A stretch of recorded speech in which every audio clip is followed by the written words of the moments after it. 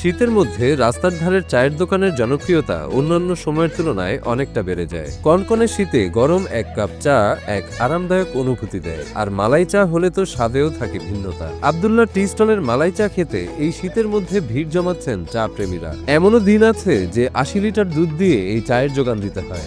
শুক্রবারে ৮০ কেজি দুধ লাগে, নর্মাল দিনে ৬০-৬৫ কেজি লাগে। এখানে চা পাওয়া যায়, চাটা কিন্তু অনেক সুন্দর। এখানকার চাটা অনেক ভালো লাগে, কফিটা ভালো লাগে। চুলায় গোল রুটি পোড়াতেই বদলে যাচ্ছে ঘ্রাণ আর স্বাদ। উপরটা শক্ত, ভেতরটা নরম তুলতুলে। মালাই চায়ে চুবিয়ে এই পোড়া গোল রুটি খেতে দূর দূরান্ত থেকে অনেকেই ভিড় করেন আব্দুল্লাহ টি স্টলে। এখানকার পরিবেশও বেশ পরিষ্কার পরিচ্ছন্ন।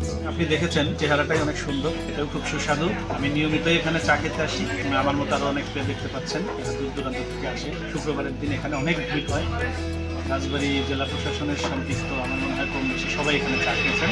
মানুষের ভালো লাগে, টাইম পাস করায়, বসার সুন্দর ব্যবস্থা, এটাই আমার কাছে মনে হয়। এটা গেল পরিবেশটাই সবচেয়ে ভালো, পরিবেশ পরিচ্ছন্নতা এখানে পরিষ্কারটাই সবচেয়ে ভালো। এই জায়গাটা যেই চা খাইতে সবাই মনে করে পরিবেশটা দেখেই আসে, আর চাটা তো অসাধারণ। দীর্ঘ ২১ বছরের অভিজ্ঞতায় আব্দুল্লাহ চা বানিয়ে এলাকায় সাড়া ফেলে দিয়েছেন। তিনি তার এক গুরুর কাছে চা বানানো শিখেছিলেন বলে জানান। এখন তার দোকানেই প্রতিদিন আশেপাশের অনেক জেলা থেকে চা প্রেমীরা ছুটে আসেন। রাজবাড়ীর ৫টা উপজেলা ছাড়াও আমার পরিচিত অনেক দূর দূরান্ত থেকে অনেকেই দেখি এখানে চা খেতে আসে। পার্শ্ববর্তী রাজবাড়ী, ফরিদপুর, কুষ্টিয়া থেকে এখানে চা খেতে আসে। আমার ব্যবসার বয়স হলো ২১ বছর চলতেছে আর কি। আমার একজন উস্তাদ ছিল আর কি, তার কাছ থেকে নেওয়া এটা। আমাদের যে চাকরি তৈরি করি, আমার বিশেষ করে শহরের লোকজন বেশি আসে আমার জায়গায়, আয় প্রশাসনের লোকজন আসে। রাজবাড়ী সদর উপজেলার মাটিপাড়ার আব্দুল্লাহ টি স্টলের প্রধান আকর্ষণ মালাই চা, ঢাকার লালবাগের বিখ্যাত বাকরখানি ও পোড়া রুটি। মালাই চা ছাড়াও এখানে বিভিন্ন ধরনের চা ও কফি পাওয়া যায়। দামও ক্রেতাদের নাগালের মধ্যেই রয়েছে।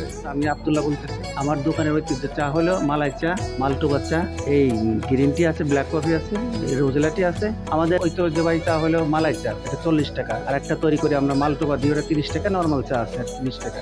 এই মালাই চা ইতোমধ্যেই খুব জনপ্রিয়তা পেয়েছে। অর্ডার করার পর চা হাতে পেতে বেশ খানিকক্ষণ বসে থাকতে হলেও ক্রেতারা হাসি মুখে অপেক্ষা করছেন। বাসায় মেহমান আসলেও অনেকে এই চায়ের দোকানেই তাদেরকে আপ্যায়ন করে থাকেন। আমি এসেছি আমাদের গেস্ট নিয়ে, বাসায় গেস্ট। এখানকার চাটা অনেক ভালো লাগে। আমি খালার বাড়িতে রাজবাড়ী ভরপুরে বেড়াতে আসছি। এখানে শুনলাম যেখানে চা পাওয়া যায়, চাটা কিন্তু অনেক সুন্দর। ভোর ৫টা থেকে আব্দুল্লাহ টি স্টলের কর্মযজ্ঞ শুরু হয়। চা প্রেমীদের ভিড় সামাল দিতে আব্দুল্লাহর প্রতিদিন ৬০ লিটার গরুর দুধ লেগে যায়। তবে শুক্রবারে ক্রেতাদের চাপ বেশি থাকায় সেদিন লাগে ৮০ লিটার দুধ। ভোর ৫টা থেকে আমাদের দোকান। শুক্রবার আমাদের একটু বেশি বেচা কেনা হয়। শুক্রবারে ৮০ কেজি দুধ লাগে, নর্মাল দিনে ৬০-৬৫ কেজি লাগে। সাধারণ সময় তো বটেই, প্রতি শুক্র ও শনিবারে এই দোকানে দীর্ঘক্ষণ অপেক্ষা করে খেতে হয় এসব চা ও রুটি। ক্রেতাদের সংখ্যা কখনো কখনো অর্ধশতও ছাড়িয়ে যায়। সেখানে আসলে শুক্রবার শনিবার বেশি ভিড় হয়ে থাকে। দূর দূরান্তে অনেক লোক আসে দেখি, আমাদের জেলা বিধাও অন্য জেলা থেকে আসতেছে। আব্দুল্লাহ টি স্টলে বাকরখানি কিংবা পোড়া রুটি, গরম মালাই চায়ে চুবিয়ে খাওয়ার স্বাদটা দারুণ বলে জানান সেখানে আসা চা প্রেমী মানুষ। এই মালাই চা আর পোড়া রুটির যুগলবন্দি যেন রাজবাড়ির মানুষের কাছে একটা নতুন স্বাদ। ব্যস্ত শহরেই যেখানে ২-৪ মিনিটেই এক কাপ চা মিলে যায়, সেখানে শহর থেকে দূরের এক দোকানে চায়ের জন্য ১৫ মিনিট অপেক্ষা করার বিষয়টা অস্বাভাবিক মনে হতে পারে। তবে এটাই তাদের দোকানের নিয়মিত চিত্র। যারা এই চা আর পোড়া রুটি একবার খেয়েছেন তারা নাকি বারবার এখানে আসছেন। এখানে প্রায় আসি, আমার বাসা বেশি দূরে না, রামকান্তপুর, তো এখানে প্রায় আসি, চা খাই।